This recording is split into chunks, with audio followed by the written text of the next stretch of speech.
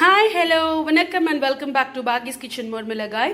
இன்னைக்கு நம்ம பார்க்க போறது சப்பாத்திக்கு ஒரு side dish soya chunks kuruma. இது எப்படி பண்ணலாம்? இதுக்கு என்னெல்லாம் ingredients தேவைன்னு பார்க்கலாம். அங்க வீடியோக்குள்ள போலாம். இது நம்மளோட 51st வீடியோ. நம்மளோட மீல் மேக்கர் குருமாக்கு ஒரு கப் அளவுக்கு மீல் மேக்கர் வந்து வெந்நீர்ல போட்டு எடுத்து வச்சுக்கோங்க. ஒரு ரெண்டு பெரிய சைஸ் தக்காளி, ஒரு பெரிய சைஸ் வெங்காயம் கட் பண்ணி எடுத்து வச்சுக்கோங்க.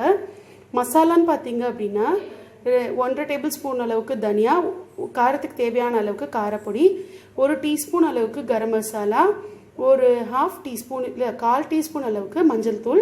இது என்ன அரைச்சிருக்கேன் அப்படினு பாத்தீங்கன்னா ஒரு அரை மூடி தேங்காய்ல கொஞ்சம் ஒரு 1/4 டீஸ்பூன் அளவுக்கு சோம்பு சேர்த்துட்டு 4 முந்திரி சேர்த்து ஒரு 3 பல்லு பூண்டு சேர்த்து அரைச்சு வச்சிருக்கேன்.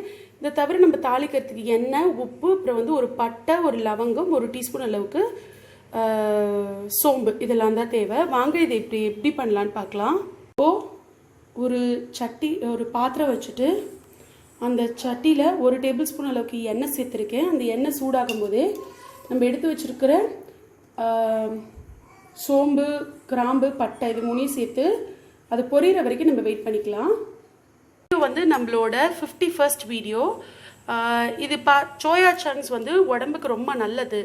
ஏன்னா சோயாலேருந்து பண்ணுறாங்க. இது வந்து ஃபைபர் கண்டென்ட் ரொம்ப அதிகம். இந்த மீல் மேக்கர் வந்து omega-3 ஃபேட்டி ஆசிடும் இந்த மீல் மேக்கரில் நிறைய இருக்குது.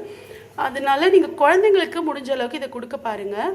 வெஜிடேரியன்ஸ்க்கு omega-3 வந்து நமக்கு வந்து ஃப்ளாக் சீட், அதுக்கப்புறம் வந்து மீல் மேக்கரில் தான் எனக்கு தெரிஞ்சது.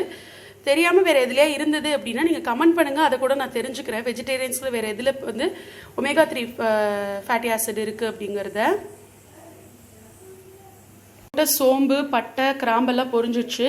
கட் பண்ணி எடுத்து வச்சுருக்கிற ஒரு பெரிய வெங்காயம். இது வந்து சட்டுன்னு பண்ணக்கூடிய ஒரு குருமாங்க. நான் இன்றைக்கி சப்பாத்திக்கு டின்னருக்கு சைட் டிஷ் என்ன பண்ணலாம் அப்படின்னு யோசிச்சும் போது தான் இந்த மீல் மேக்கர் குருமா எனக்கு ஞாபகம் வந்தது. சரி டக்குன்னு பண்ணுறோமே, அப்படியே ஒரு வீடியோவும் எடுத்துருவோம், நம்மளோட சப்ஸ்கிரைபர்ஸ்க்கு எல்லாம் போட்டு காட்டலாம். இது ஏன்னா நம்ம சப்பாத்தி செய்கிறச்சு தான் அதுக்கு சைட் டிஷ் என்ன பண்ணலாம் அப்படின்னு நிறையா தடவை யோசிப்போம். இட்லி தோசைனா சட்னி அப்படின்னு முடிவு பண்ணிவிடுவோம். இது கொஞ்சம் வந்து இந்த பிங்க் ஆகிடுச்சு இல்லை, இன்னும் கொஞ்சம் வதங்கட்டும். நம்ம தக்காளியும் சேர்த்துட்டு நல்லா வதக்கிடலாம். இப்போ பாருங்கள் கொஞ்சம் பிங்க் கலர் மாறிடுச்சு இல்லையா. இப்போ நான் எடுத்து வச்சுக்க 2 பெரிய தக்காளி சேர்த்துக்கோங்க. இது சொல்லப்போனால் தக்காளி சோயா குருமான்னு சொல்லலாம்.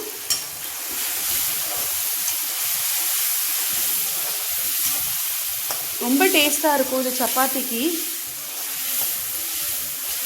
இந்த தக்காளி நல்லா வேகணும், வதங்கணும், அது அளவுக்கு வதக்கிக்கோங்க. தக்காளியும் வெங்காயமும் வதங்கரிச்சு இதுக்கு தேவையான அளவுக்கு உப்பு சேர்த்துக்கோங்க. அப்புறம் நம்ம எடுத்து வச்சுருக்கிற இந்த ட்ரை மசாலாஸ் எல்லாமே நான் இப்போ சேர்த்துட போகிறேன். என்னென்ன எடுத்து வச்சுருக்கோம் அப்படின்னா தனியா பொடி, கரம் மசாலா பொடி, மஞ்சள் பொடி, காரப்பொடி சேர்த்துக்கோங்க. நீங்கள் வேணும் அப்படின்னா ஜீரகப்பொடி கூட சேர்த்துக்கலாம். நான் இது மட்டும்தான் செய்கிறேன். ஏன்னா டக்குன்னு ஒரு 10 மினிட்ஸ்க்குள்ளே பிளான் பண்ணேன் இதை பண்ணலாம் அப்படின்ட்டு. அதனால் சட்டு பண்ணணுங்கிறதுக்காக இப்படி பண்ணேன். இப்போ இதை ஒரு 30 செகண்ட்ஸ் நல்லா வதக்கிட்டு கொஞ்சம் தண்ணி சேர்த்துருங்க. மசாலாஸ்லாம் அடி ஒட்டாமல் இருக்கிறதுக்கு ஒரு கப் அளவுக்கு ஃபஸ்ட்டு தண்ணி சேர்த்து கொஞ்சம் அந்த மசாலாஸோட ஸ்மெல்லாம், ரா ஸ்மெல்லாம் போகிற அளவுக்கு இதை நல்லா குக் பண்ணிக்க போகிறோம். வேணும்னா நம்ம இன்னும் கொஞ்சம் கூட தண்ணி சேர்த்துக்கலாம். முதல்ல இதோட பச்சை வாசனை போகிற அளவுக்கு இது கொதிக்கட்டும். ஒரு 2 நிமிஷம் கொதிச்சாச்சு. அந்த ரா பவுடர்ஸோட ஸ்மெல்லாம் போயாச்சு. இப்போ இந்த நம்ம எடுத்து வச்சுருக்கிற சோயா சங்க்ஸ் அதில் ஆட் பண்ணிவிட்டு, ஏன்னா சோயாவில் வந்து உப்பு, காரம் எல்லாம் பிடிக்கணும், அதுக்காக இந்த தண்ணியிலே ஆட் பண்ணிக்கோங்க. உங்களுக்கு கெட்டியாக வேணும் அப்படின்னு நினச்சிங்கன்னா இதுக்கப்புறம் தண்ணி ஊற்றாதீங்க. பூரிக்கு தொட்டு சாப்பிட்லாம் கெட்டியாக இருந்தால். நான் வந்து தண்ணி சேர்த்துக்க போகிறேன் இன்னும் கொஞ்சம் சப்பாத்திக்கு. ஏன்னா நம்ம தேங்காய் அரைச்சது வேறு சேர்க்க போகிறதுனால இன்னும் கொஞ்சம் கெட்டியாகிடும். ஏன்னா முந்திரி பருப்பெல்லாம் நம்ம சேர்க்குறோம் இல்லையா அரைச்சி, அதனால் இன்னும் கொஞ்சம் தண்ணி சேர்த்துருக்கேன். இது ஒரு 5 மினிட்ஸ் அளவுக்கு நல்லாவே குக் பண்ண விடுங்க. எல்லா ஸ்பைசஸோட ரா ஸ்மெல் இருந்தாலும் போயிடும், எல்லா ஸ்பைசஸும் இந்த நம்மளோட சோயாவில் இறங்கிடும். நல்லா குக் பண்ண விடுங்க. ஒரு 5 நிமிஷம் கொதிக்கட்டும். அதுக்கப்புறம் நம்ம எடுத்து வச்சுருக்க தேங்காய் சேர்த்து ஒரு 3 நிமிஷம் அளவுக்கு கொதிக்க விடணும். இப்போது நம்மளோட சோயா சேர்த்து ஒரு 5 நிமிஷம் ஆயாச்சு, கொதிச்சிட்டு இருக்குது. இப்போ இந்த நம்ம அரைச்சி வச்சுருக்க தேங்காய், முந்திரி, பூண்டு, அப்புறம் வந்து சோம்பு, இந்த விழுதை இதில் சேர்த்துக்கோங்க.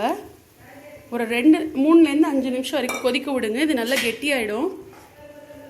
ஏன்னா நம்ம தேங்காய் சேர்த்துருக்கோம், முந்திரி சேர்த்துருக்கோம் இல்லையா, அதனால். நீங்கள் இந்த மிக்ஸை நம்ம அரைக்கிறச்ச இஞ்சி வேணாலும் சேர்த்துக்கலாம், கசகசா வேணாலும் சேர்த்துக்கலாம். நான் அதெல்லாம் இன்றைக்கி சேர்க்கலை. இது ஒரு 5 நிமிஷம் நல்லா கொதிக்கட்டும். அப்பப்போ கிண்டி விட்டுக்கோங்க. இப்போது ஒரு 2 மினிட்ஸ் ஆகிடுச்சு. இப்போயே பாருங்கள் கொஞ்சம் திக்காக இருக்கு இல்லையா. இன்னும் ஒரு 3 மினிட்ஸ் அளவுக்கு நம்ம கொதிக்க விட்டுக்கலாம், டிசைர்ட் கன்சிஸ்டன்சி வரதுக்காக. இப்போது another 3 மினிட்ஸ் ஆயாச்சு. எனக்கு இந்த கன்சிஸ்டன்சியில் வேணும். உங்களுக்கு இன்னும் திக்காக வேணும் அப்படின்னா இன்னொரு 2 நிமிஷம் கூட கொதிக்க விட்டுக்கோங்க, இல்லை தண்ணி கம்மியாக சேர்த்துக்கோங்க. ஆஃப் பண்ணிவிட்டு நான் இதை சப்பாத்தியோட சாப்பிடும்போது உங்களுக்கு பிளேட்டிங் பண்ணிட்டு காட்டுறேன். இப்போது நம்மளோட சப்பாத்தியும் ரெடி, நம்மளோட டேஸ்டியான சோயா சங்க்ஸ் குருமாவும் ரெடி. நான் ஆஃப் பண்ணுறச்சு எவ்வளோ தண்ணியாக இருந்துச்சு, ஒரு 5 நிமிஷம் தான் விட்டேன், நல்லா கெட்டியாகிடுது.